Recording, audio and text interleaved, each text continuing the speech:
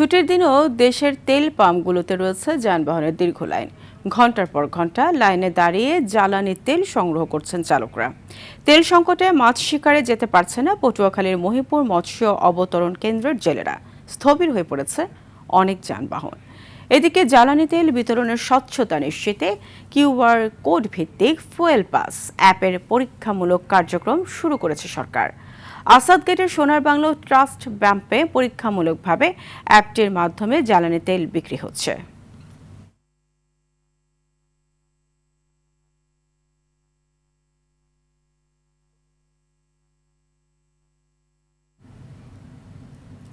দর্শক, জ্বালানি তেলের আরো খবর জানাতে পটুয়াখালীর কুয়াকাটা থেকে যুক্ত হচ্ছেন সহকর্মী কাজী সাইদ।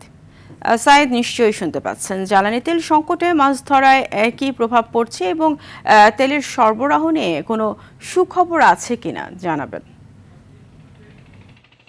হ্যাঁ ফারিয়া, আপনাকে ধন্যবাদ।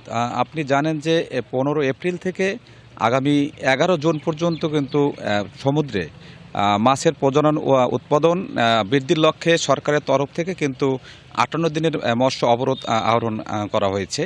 তো এই আসলে এখন এই 3 দিন বাকি রয়েছে সেই অবরোধের, কিন্তু এখন পর্যন্ত এই মাছের দেখা কিন্তু পায়নি গত 3 মাস ধরে জেলেরা। এরপরে কিন্তু আসলে জ্বালানি সংকট তৈরি হয়েছে। এই সংকট মোকাবেলা করার জন্য কিন্তু উপজেলা প্রশাসনের তরফ থেকে কয়েকদিন কিন্তু এই কলাপাড়া উপজেলার আলিপুর মহিপুর মৎস্য বন্দরের জেলেদের মাঝে কিন্তু তেল সরবরাহ করা হয়েছে। তবে বিশেষ করে গভীর সমুদ্রগামী যে জেলেরা রয়েছেন, এখন এই অবরোধের শেষ মুহূর্তে কিন্তু তারা আসলে তেল পাচ্ছে না, যার কারণে কিন্তু তাদের মধ্যে এক ধরনের হতাশা কাজ করছে। আরেকটি বিষয় হচ্ছে যে এই উপজেলার 3টি জায়গা রয়েছে, একটি হচ্ছে আশাখালী, বাবলাতলা এবং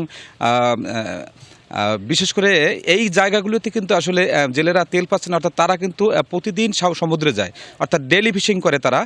সকালে গিয়ে তারা কিন্তু রাত্রে ফিরে, অথবা রাত্রে গিয়ে তারা আবার সকালে মাছ ধরা থেকে ফিরে, কিন্তু এই জেলেরা কিন্তু আসলে জ্বালানি পাচ্ছে না।